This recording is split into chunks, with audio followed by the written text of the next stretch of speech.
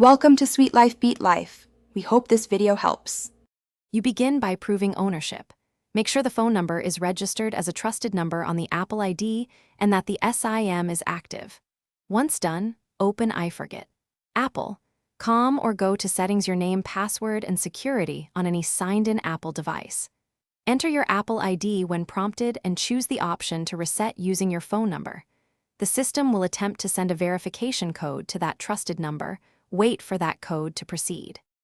When the verification code arrives, enter it promptly and follow prompts to create a new secure password. Make it unique and long. If a code doesn't arrive, choose Account Recovery. Apple will ask for backup contact and begin a verification timeline that can take hours to days. Provide accurate recovery details and monitor the recovery status emails and texts. This formal path preserves security. It's slower but prevents unauthorized access, while Apple confirms your identity. After you set a new password, update it across your devices and apps. Make sure two-factor authentication is on to reduce future risk. Once changed, review signed-in devices in your Apple ID account and remove any unfamiliar sessions.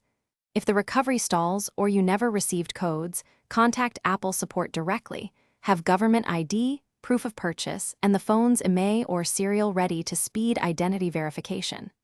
A key troubleshooting tip: if codes fail, switching.